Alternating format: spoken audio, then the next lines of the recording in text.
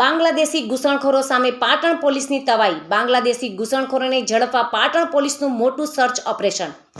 Operation delta હલ્ટ અંતર્ગત પોલીસે કાર્યવાહી હાથ ધરી. પોલીસે અલગ અલગ 25 ટીમો બનાવી જિલ્લાના 67 લોકેશન પર કરી કામગીરી. 15 જેટલી શકમંદ મહિલાઓને ડિટેઇન કરી પૂછપરછ હાથ ધરી. 15માંથી 6 મહિલાઓ બાંગ્લાદેશી હોવાનું થયું છે સાબિત. પોલીસે જોઈન્ટ ઇન્ટ્રોગેશનની કામગીરી હાથ ધરી છે. જોઈન્ટ ઇન્ટ્રોગેશન બાદ ડિપોર્ટ કરવાની કામગીરી પોલીસ દ્વારા કરાશે. અન્ય શકમંદોની પોલીસ દ્વારા સઘન પૂછપરછ હાથ ધરી ઓળખ સાબિત કરવા કવાયત હાથ ધરાઈ છે.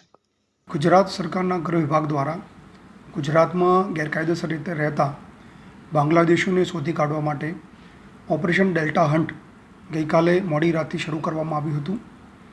જેના ભાગરૂપે પાટણ જિલ્લામાં 68 જેટલા લોકેશન ઉપર 25 જેટલી ટીમો બનાવી અને આ લોકોને શોધવા માટેની કામગીરી કરવામાં આવી હતી.